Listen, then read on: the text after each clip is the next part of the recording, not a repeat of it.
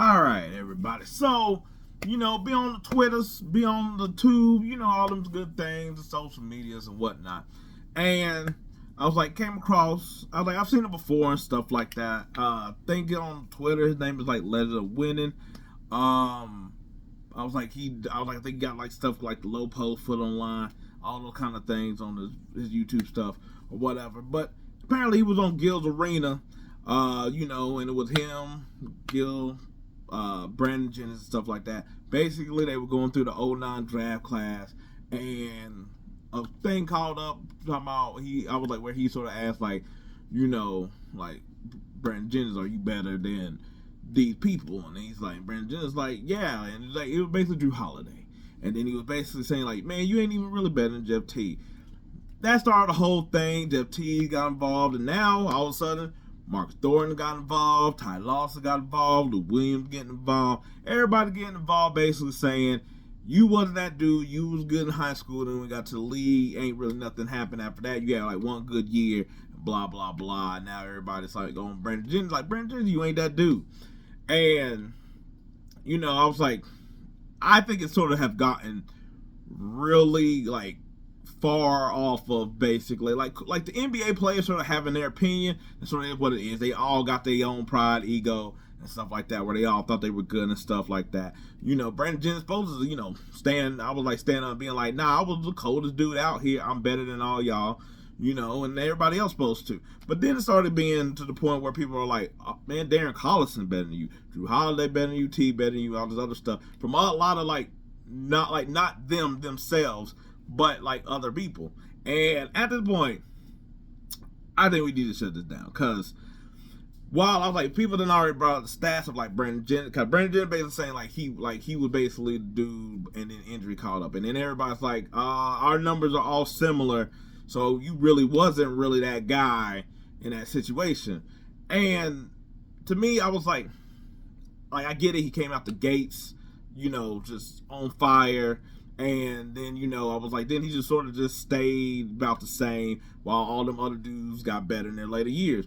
Now, you can say that, hey, like Teague sort of said, like, hey, you got the get-go to basically do whatever you want to, chucking up shots, all this other stuff, or whatnot. Which is like, yeah, I was like, we sort of know in the NBA that getting the chance and the opportunity really does sort of change the fact of how you are perceived or how you get looked at and all this other stuff. Because there's some people that got the ball early and they was able to show more, like a lot on early on, and some people had to wait their turn. Some people took a while to develop and all the other stuff.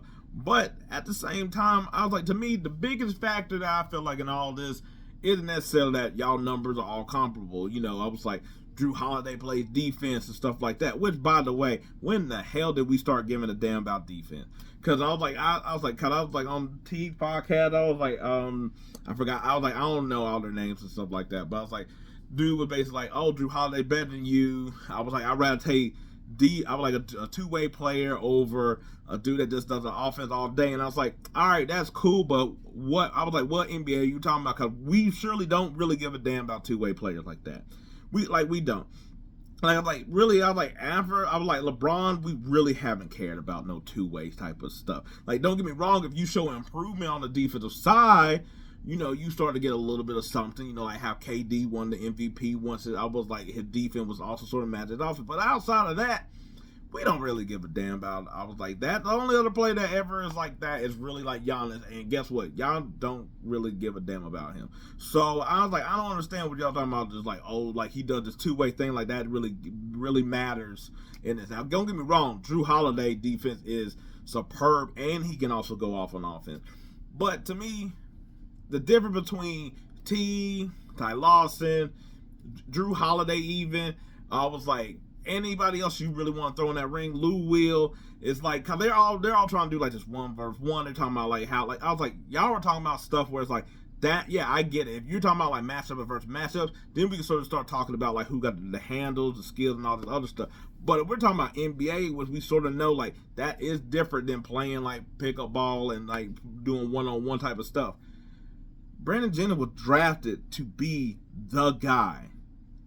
Everybody else that's coming at Brandon Jennings, you weren't the guy on that team. Tell me who was number 2 really with Brandon Jennings on his team. Bogut, and I was like Michael Redd towards the end of his career. Who was I was like they sort of brought in Monte Ellis and JJ Redick at a point with Brandon Jennings' career, where it's like before he like went to Detroit, which is like, okay, so now you got 3 guards underneath 6'5". I was like, how's that? How I was like back, especially I was like back then I was like, so it's like who really did he play with? Whereas like I like Jeff Teague. I was like, but at the same time I was like, I'm pretty sure you was on the team with Millsap, who's the best player. I was like one of the best players on your team. Joe Johnson, Kyle Korver, Al Horford. You had a really good team that was like where it's just like you were a good piece. You were a solid piece. I was like at times, yes, but I was like you could be that dude, especially when you had your matchup against Derrick Rose. But at the same time, Jeff Teague, you kind of like George Hill, a really solid player. Can go for it. I was like, can have offensive eruptions, but never actually fully put all his stuff up there. Because I remember when he was going to get Derrick Rose, I was like, oh, this is the game changer. And I was like, it just never fully just got to that point or whatever. I was like, hey, and that was the team on. He played a role good and stuff like that. Ty Lawson, you was on the George Karl Denver Nuggets team that was all about running, gunning, and stuff like that with Iguodala, Kenneth Reed, and stuff. I was like, and the Nay on there, you wasn't the dude over there. You was also another piece. And then I was like, and I know he battled with some stuff, but after he went to the Nuggets, really wasn't much there. I was like, Marcus Thornton, you was a 6 man, and we don't even need to get involved in any of that. Darren Collison, I was like, he was another solid piece. He could play defense pretty well. I was like, he also really wasn't that guy either. I was like, Jrue Holiday. At that time, because we're talking about during this span of time, we're not talking about this longevity where it's Jrue Holiday right now. Jrue Holiday back then, I was like, could score the ball, and I was like, and he was okay on defense. I don't think he really got to like his defensive like ceiling, or I was like to his defensive potential until he really went to the Pelicans. But before that, I was like, he was a dude that the Sixers basically got rid of. I was like, they traded you. Brandon Jennings asked to leave. But I was like, but Jrue Holiday got traded. I was like, he was a good offensive player, and he was pretty good on defense, but he wasn't what we think of Jrue Holiday right now. And then Lou Will, I was like, hey, Lou Will could get buckets all day, but Lou Will was never the guy. I was like, he was with pieces with Iguodala. Then when you want to say, I was like, the Clippers, I was like, him to buy hair. But I was like, he was never the guy. I was like, Brandon Jennings was the guy, had the team on his back. I was like, there was nobody else. So, of course, I was like, and I seen somebody talking about his efficiency. I was like, first of all, back then, a lot of people were more inefficient. Now, I was like, with the numbers and stuff like that, I was like, everybody sort of more aware of how to be more efficient and stuff like that. Whereas, like, back then, in the early 2000s, that really wasn't a thing like that.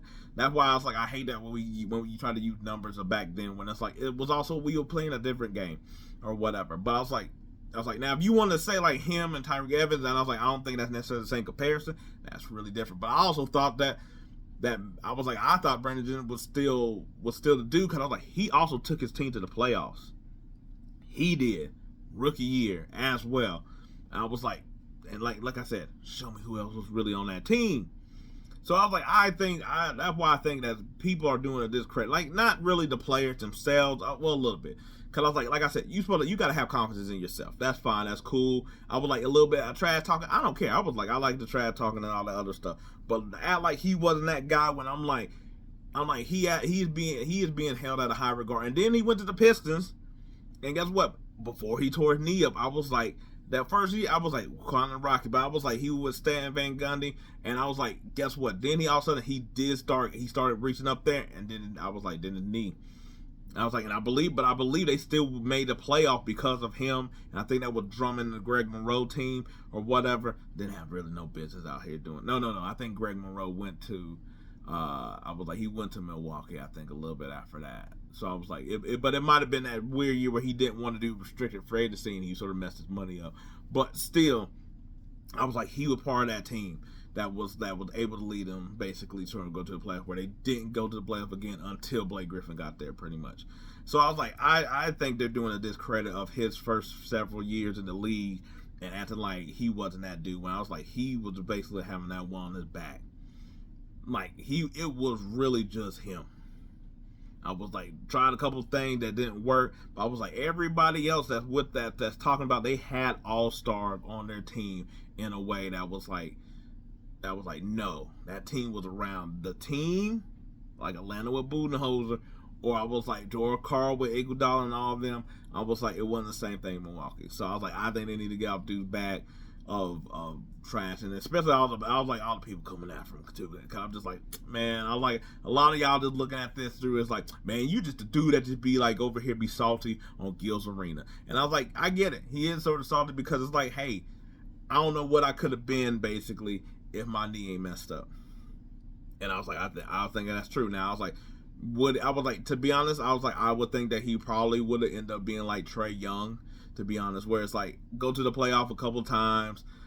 After a while, you probably realize that you probably he can't be your main guy. He got to be like number 2 or number 3 or whatever. But I think that by then I was like, he would have put himself way above those guys. Jrue Holiday I think would have got him in the long run as well. But I was like, but also Jrue Holiday, by the time he also started becoming that guy, he also had Anthony Davis also on the team. So he had somebody that's also way better than him. He ain't never had to really be the guy.